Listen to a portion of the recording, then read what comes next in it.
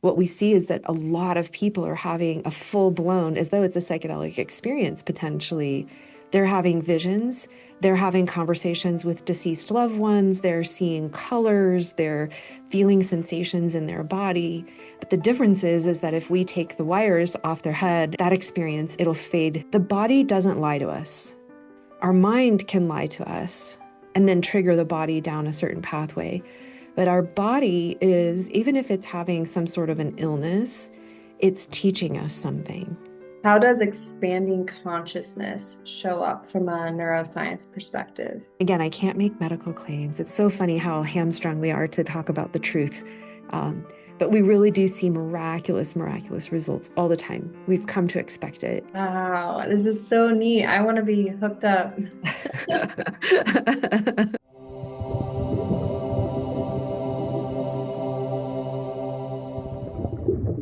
Before we jump in, I just want to say thank you for being here and spending a little of your time with us today. If this podcast brings you value, helps you see things differently, or makes you feel a little bit less alone in your journey, it would mean so much if you took a moment to like, comment, or subscribe. Those small actions truly help this show reach more people who need these conversations, and they allow me to keep bringing on thoughtful, inspiring guests for you. All right, let's get into today's episode. Dr. Amy, before we even get into it, could you please explain what neuroscience is? Yeah, I mean, neurosciences is such a broad picture of what's going on with the brain. Neuro meaning of the brain or of neurons. And actually, it's the term neurosciences is actually kind of limited because there are more types of cells than just neurons in the brain. It's an area of study for me for over 30 years. I started studying neurosciences at 18 years old as an undergrad and went through a very rigorous program at university to understand the brain. And what I can tell you is that it's an ever evolving landscape. Maybe the way that we could think of nutrition, like in the 80s, they thought that low fat was good. And then that had everybody actually increase their obesity and issues with blood sugar regulation. And then the science is kind of struggling to keep up with what is true.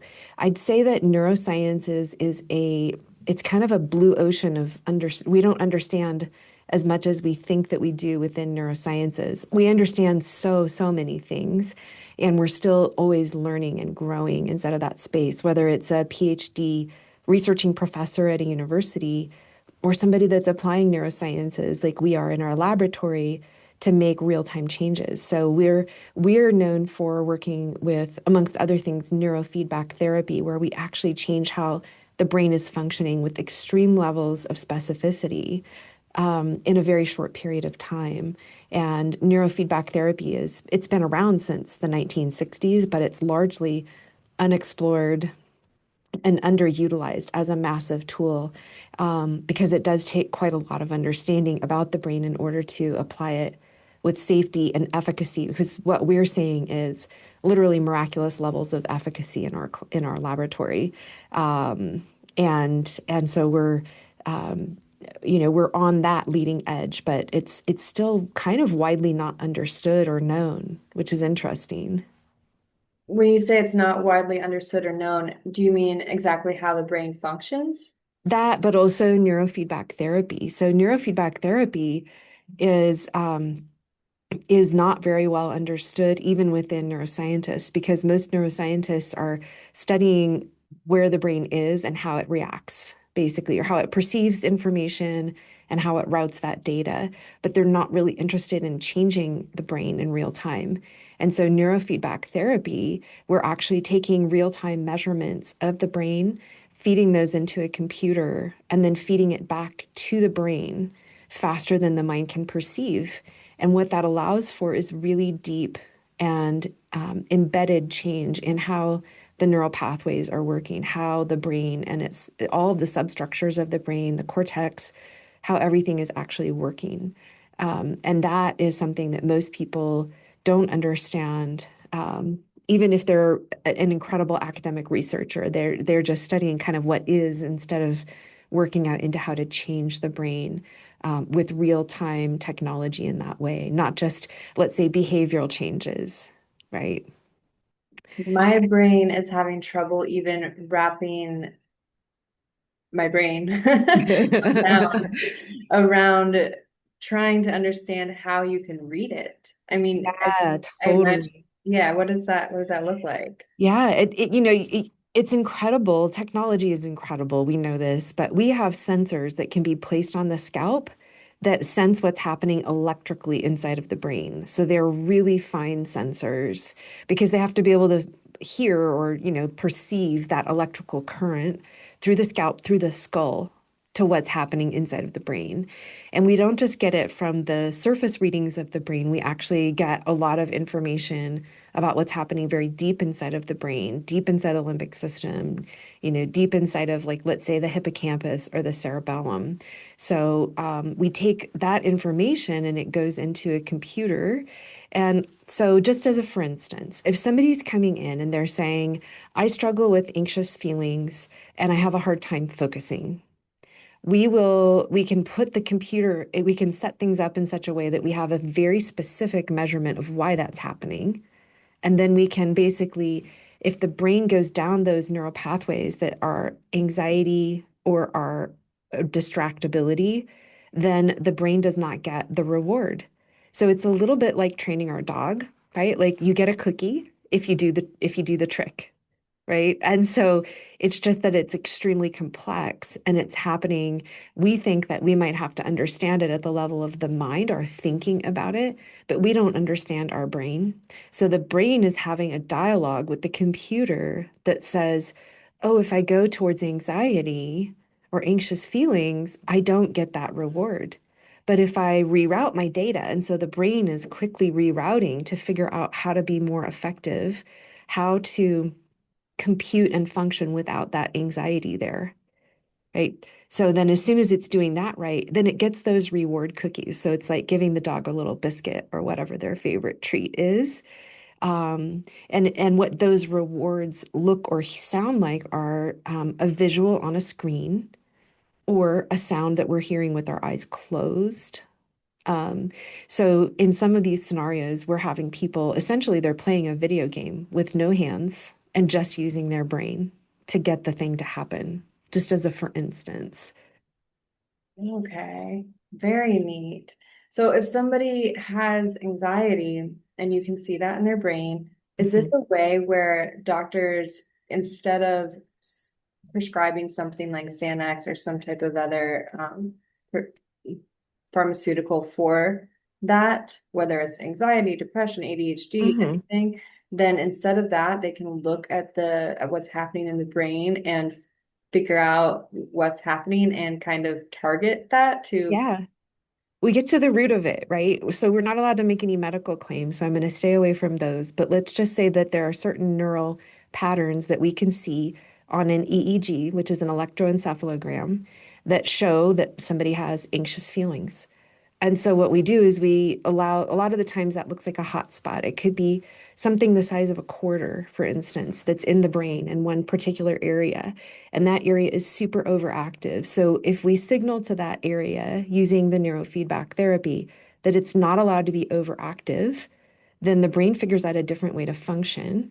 And that person might notice the cessation of the feelings of anxiety, and they may not need as much or any meds at all, or they don't feel like that they want to go that route because they were able to handle their feelings without, handle that experience of reality of feeling anxious without having to go that route. And what's incredible is that neurofeedback therapy is real brain learning. So it's not just creating a change while they're in the session, but that if you do enough sessions close enough together, then what happens is that the brain learns that new way to be, and it no longer has that patterning. And so it's a little bit like balancing on a bicycle. Once you learn that new way, you're no longer wanting to tip over onto your little training wheels and you're no longer skinning your knee, kind of going through life the way that you used to. But it's also not effort. I think a lot of people think about development of or the evolution of themselves having to be painful or difficult or create more trauma. And Granted, it's important. Let's say that anxiety has its roots inside of some specific trauma. I'm not saying that it's not helpful or important and necessary to have that conversation, but ultimately the patterning that got set up neurologically can be largely rewritten into a different patterning, and that's a huge part of it because we can't talk our way through releasing of trauma. It's either going to be somatics. I mean, there's some help with talking about it for sure, but to get down to the core of it, like where it's never happened, is another level of healing, and getting it kind of reworked out of the neurology is a really important part of that.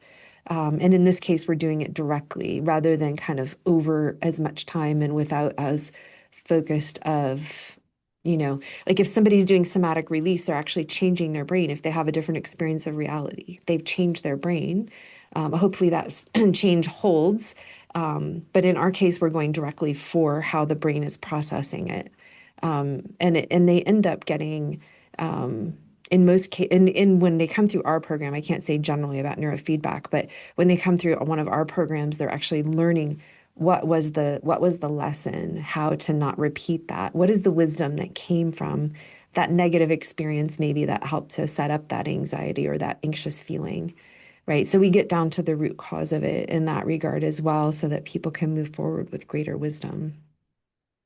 Oh, amazing. Okay, it sounds like a growth, but extremely expedited. Like it sounds like something you could do over the course of a year or 5 years, but you do it in a matter of days or weeks or Yeah, I mean, for one of our programs, we offer it's from a Thursday to a Monday, and people literally enter in one sense of reality and who they are and what's normal, and then they leave in a very, very different experience of reality.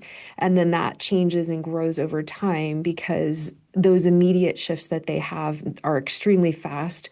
They are lasting, but they grow in over time because the brain has a chance to grow new neurons or new connections between neurons, essentially, right? So because it can only grow so fast. Just like if we were to go to the gym, we don't grow a muscle in a weekend per se.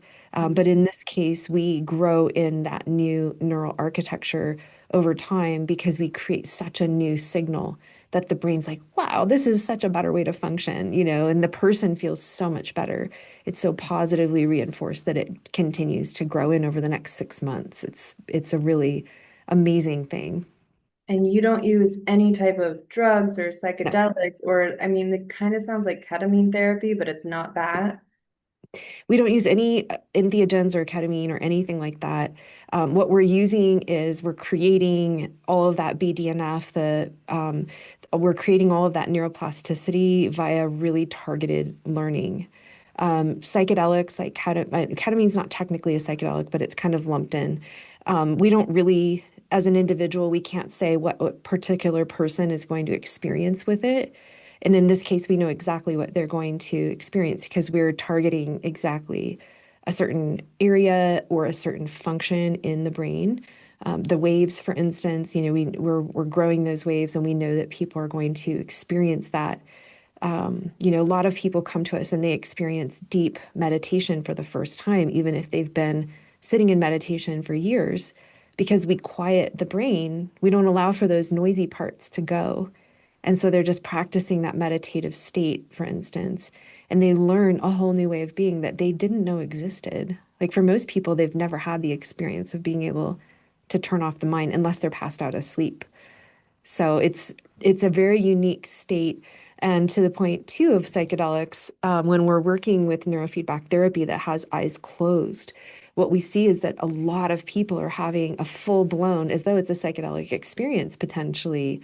They're having visions, they're having conversations with deceased loved ones, they're seeing colors, they're feeling sensations in their body. But the difference is that if we take the wires off their head, if we, whatever, that experience is it'll fade. It's so for people who are a little intimidated by doing psychedelics work because they feel like, well, I'm going to swallow this thing and then I'll be on a journey for 4 to 6 to 12 hours, whether I like it or not. I think that it can be very consoling, or it can help them to feel more confident that it is so precise, and it's also it's a ride that they can get off of if it feels too strong. But what's amazing is usually people don't, I mean, I don't know that anybody, I don't like to say ever, but I can't think of a case where somebody came in and didn't enjoy it because it is so beautiful and harmonious. There's not the bad trip experience either. So it's just the positive of that, at least here in our laboratory.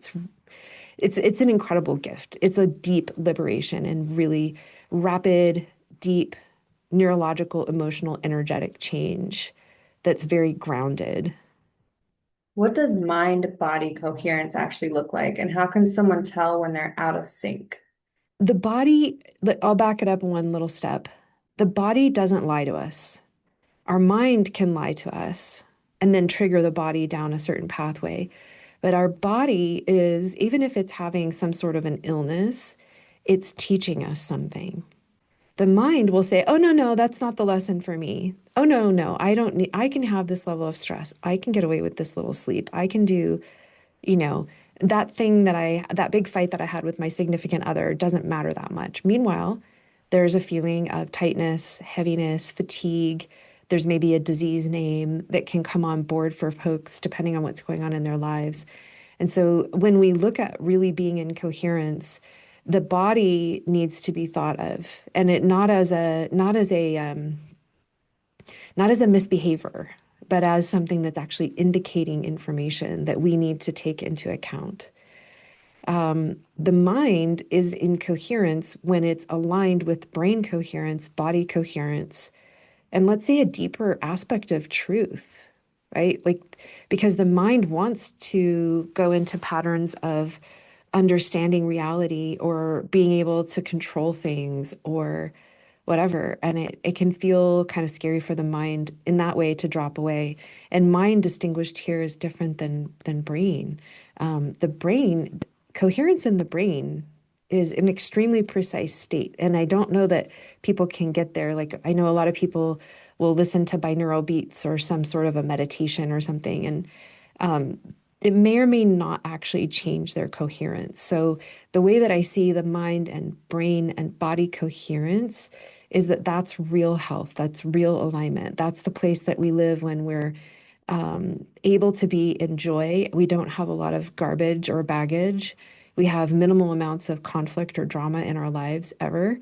And we're able to achieve what we want, right? Like, what's the deeper desire? Not the thing on top, but the thing that's deeper, like connections with loved ones or the fulfillment of one's dreams and ability to leave a legacy, whatever that legacy is.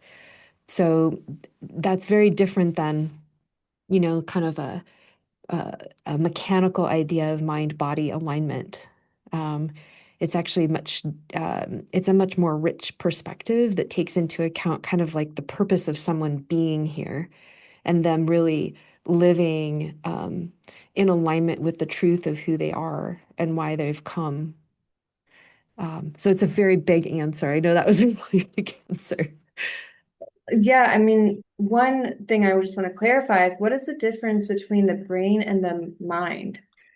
Yeah, the brain, it's a fairly huge question. The brain it's essentially this incredible biological mechanism that we have that is an interface between self and I would like to say the all that is. Like I have based on what I have researched, what we've done here in our laboratory and my observation in the last decades, many decades actually, because it started even in my undergrad, the brain is this mechanism by which we begin to understand and make sense of and have awareness or consciousness of the world around us.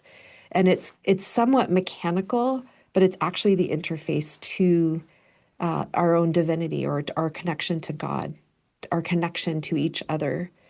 The mind is this often, I'll just say noise. It's often the interpreter of what it thinks is happening.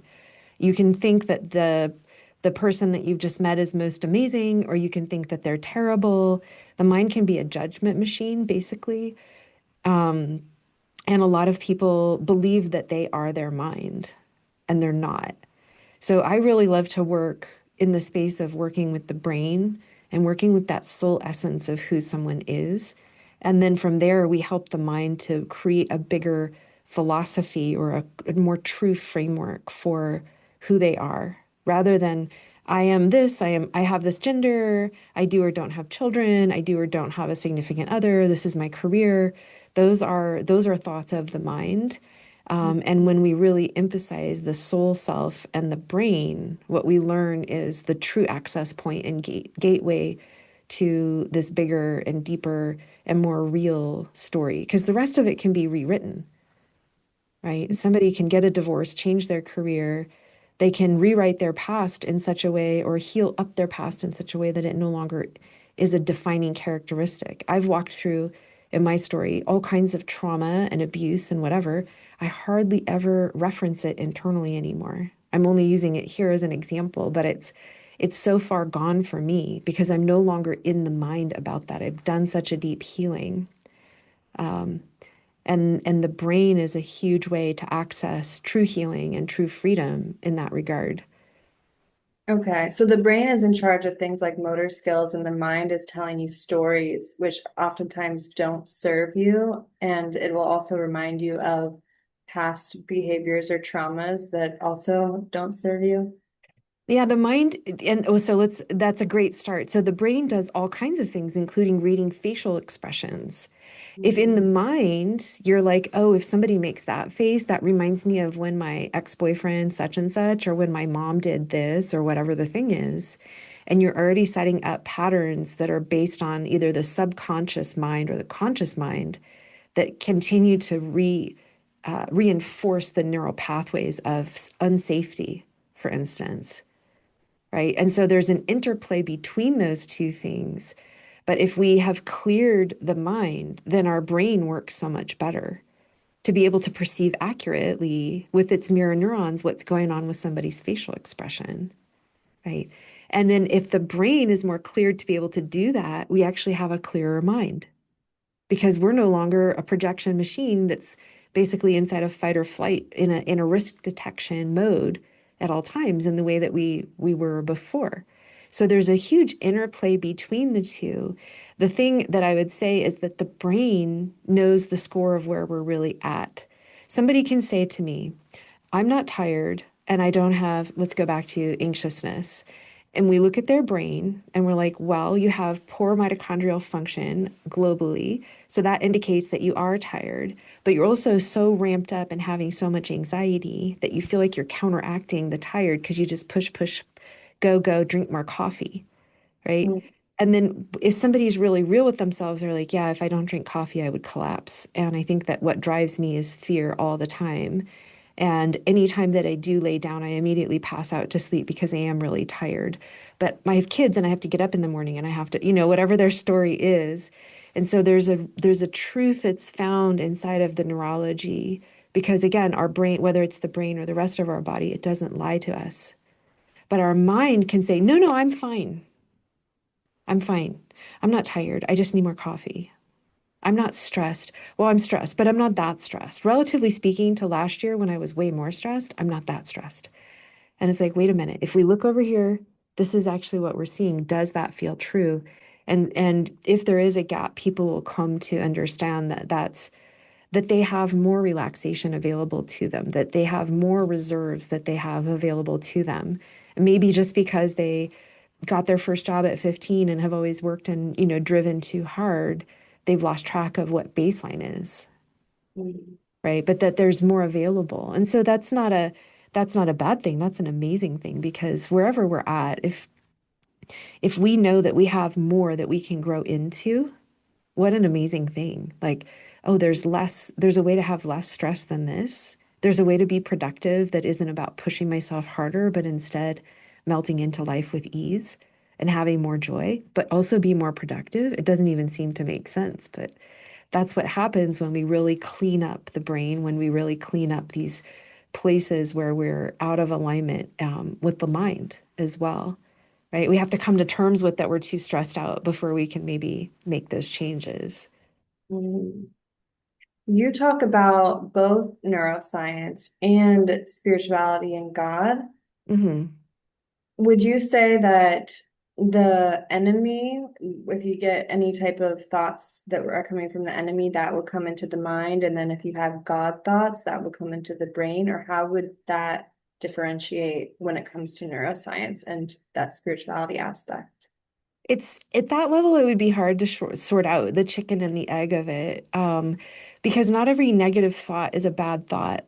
Again, we have to be willing, even inside of, I am a deeply positive and optimistic person, for instance, but how I got there is by being really real. How I got there, how we get to where we want to go isn't by just only painting happy thoughts across our awareness. That's one of the tools, but the other one is to go in and break down anything that doesn't work. And I'll say even just like torch it, light a candle and just like, like let it go. Because there's real freedom and liberation on the other end. And so we see this also in the brain. We don't end up with higher states of consciousness like the most advanced monks and meditators or the most advanced spiritual, truly advanced spiritual folks in the world have an absence of noise in addition to signatures of gifts. And I would say that the majority of folks have the ability to move along in this scale. Not everybody is going to be a world-class athlete, but everybody can play soccer or, you know what I mean? Like they can have fun with that sport and they can get really good at it if they put themselves into it. And I would say that in that analogy, that people have the ability to grow and to heal and to become quite advanced if they know the mechanisms by which to get there. And they know that they don't want to push away everything that's a negative thought, but rather look at what those are and dismantle them, right? So that you get down to the root of it. Because once you've got those things cleared, then that's when the spaciousness, the true spaciousness can really come in. How does expanding consciousness show up from a neuroscience perspective? Yeah. It's going to be a lot along the lines of decreasing the amount of noise and increasing the amount of coherence. So coherence, we haven't talked about it much in this conversation yet. Coherence is really about communication. Inside of the brain, you can think about it that the brain is communicating amongst itself with efficacy. It's effective communication, but it's not overly communicating. So if you're in a room and everybody's screaming at everybody, even if they're saying the right words, it's like, okay, could we just dial that down a little bit? It's a little intense. It's a little bit of a waste of energy, right? And it could be so much more pleasant if we're not screaming. And likewise, we could be sitting in a room and holding in our voice and not communicating and not getting those words out.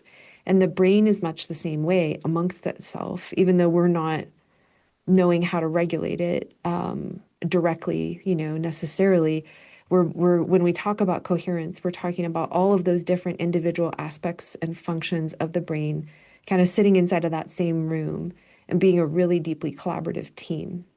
And what happens when we have that is there's a deeper sense of wellness and well-being and a deeper capacity to perceive ourselves, perceive the world around us, perceive possibility.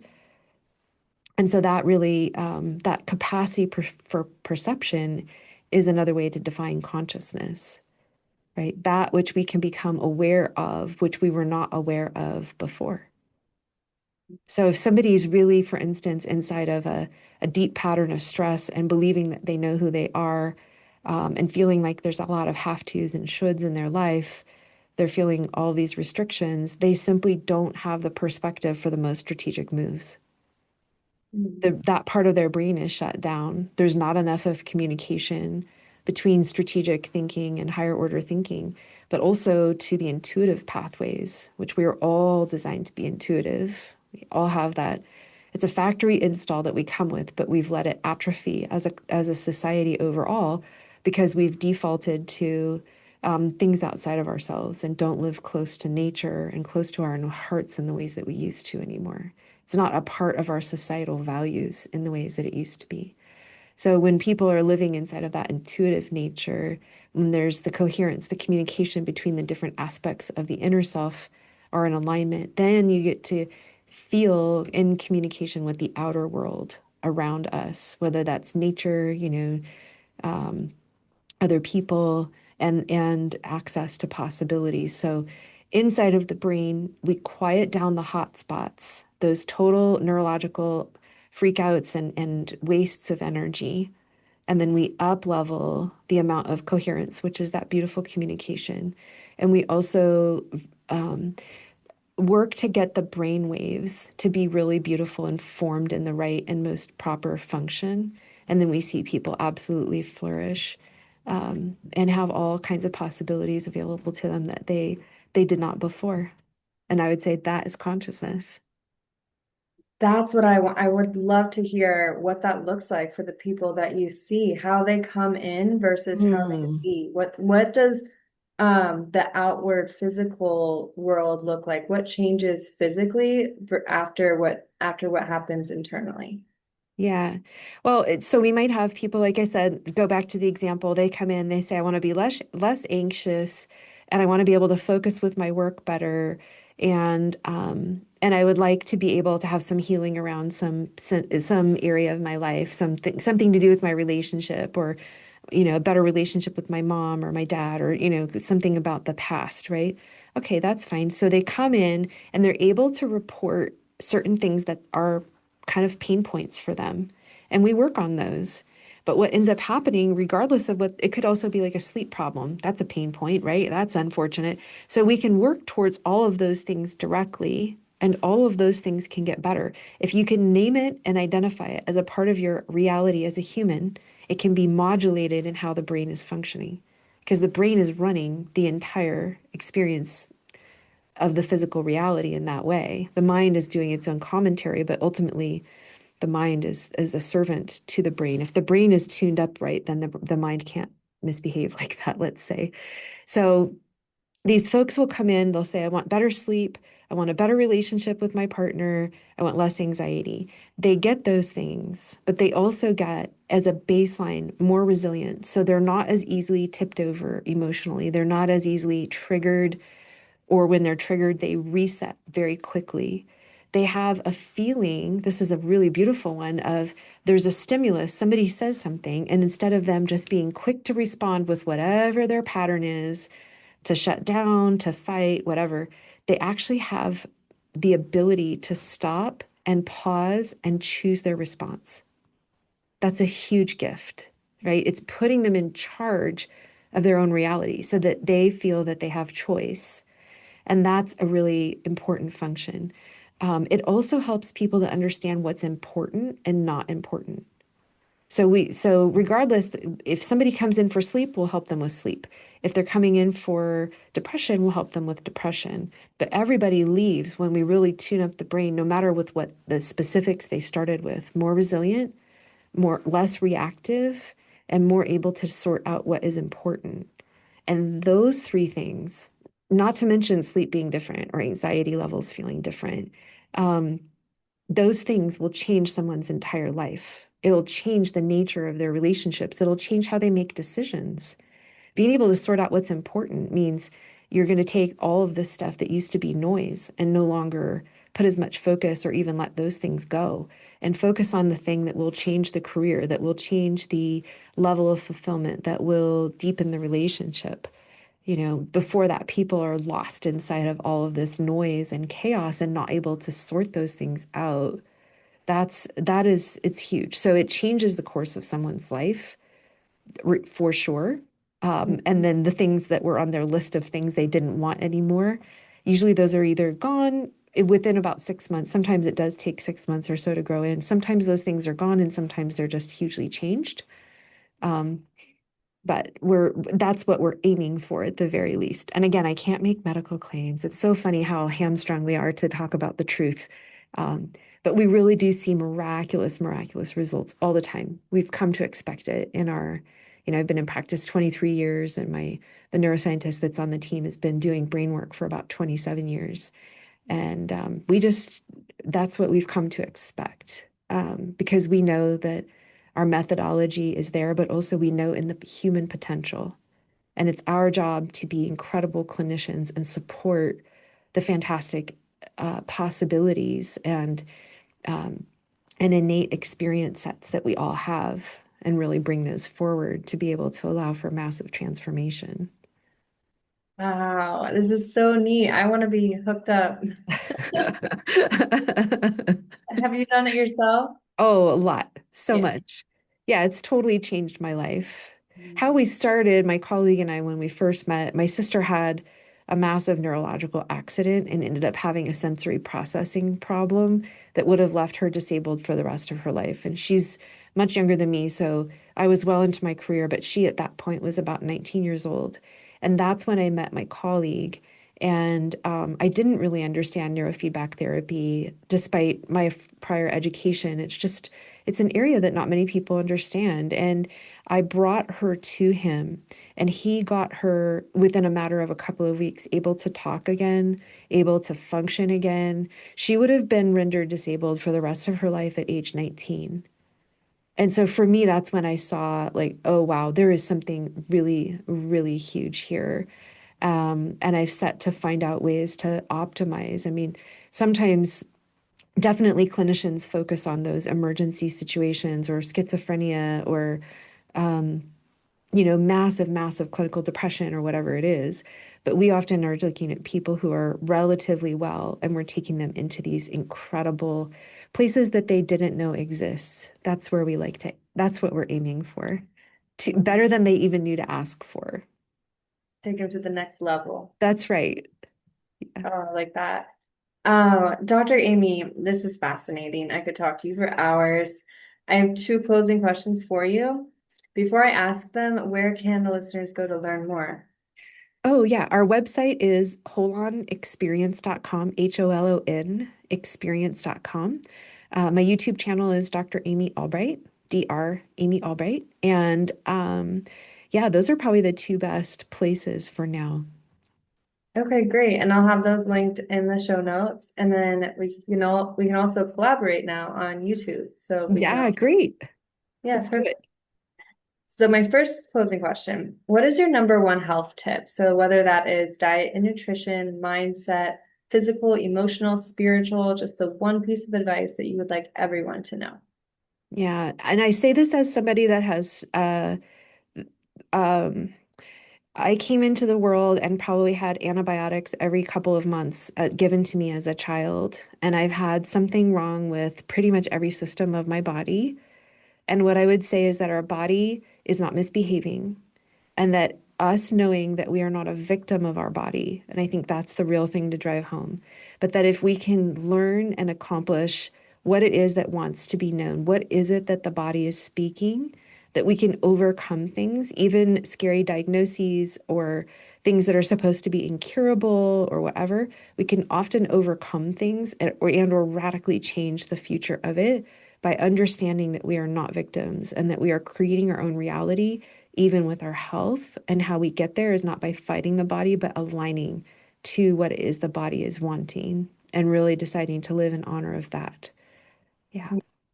Yeah. My final question for you is going to be more personal. You get to choose a number 1 through 100, and Matt will tell us which question it is. Oh, fun. 57. Why 57? I don't know. It just popped in my head. Do you believe everyone is inherently creative? Why or why not? Oh, that's a great one. I Oh, do. What's that? that was 58. Do you want to keep it? Oh, Do you want 57? what's 57? 57. How do you maintain authenticity in your creative pursuits? Oh, yeah. I'll go with 58 because I feel like it'll help more people than even with mine. Um, I do believe that everybody is inherently creative, and creative doesn't necessarily mean expression via arts, but rather the ability to problem solve or allow for information to come in that we don't expect that we would have or we could receive. So I really feel like creativity and intuition are in many ways one and the same. And I would say that even the most intellectual people who don't think that they can be creative or that they're not intuitive often are.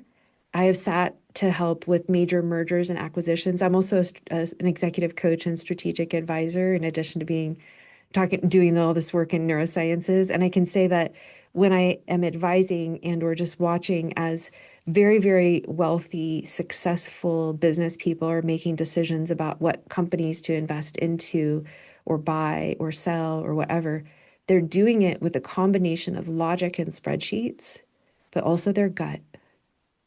And we don't use the words intuition, and we don't understand that that's that same process in the brain that's required for intuition is also the same thing as creativity. I mean, there's a lot of ways, obviously, that that can show up, but it's really the same function neurologically.